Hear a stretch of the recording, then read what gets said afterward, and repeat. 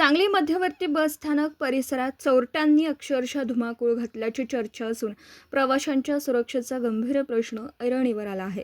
बसमध्ये चढताना होणाऱ्या गर्दीचा फायदा घेत मोबाईल, पाकिटं, रोख रक्कम आणि इतर मौल्यवान वस्तू लंपास करण्याच्या घटना सातत्याने घडत असल्याचं प्रवासी सांगत आहेत.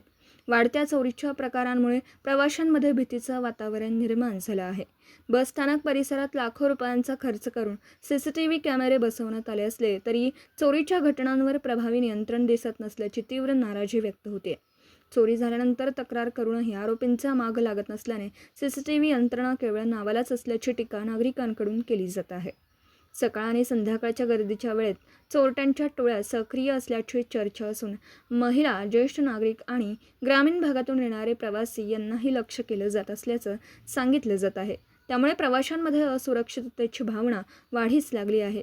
या पार्श्वभूमीवर बस स्थानक परिसरात कायमस्वरूपी पोलीस बंदोबस्त, साध्या वेशातील पोलिसांची नियुक्ती, सीसीटीव्ही नियंत्रण कक्षाचं प्रभावी निरीक्षण आणि संशयितांवर तातडीने कठोर कारवाई करण्याची मागणी नागरिक व प्रवाशांकडून जोर धरू लागली आहे.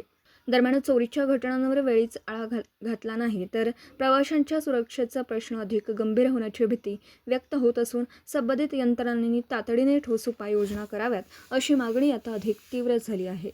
Bureau report, police times news, Sangli.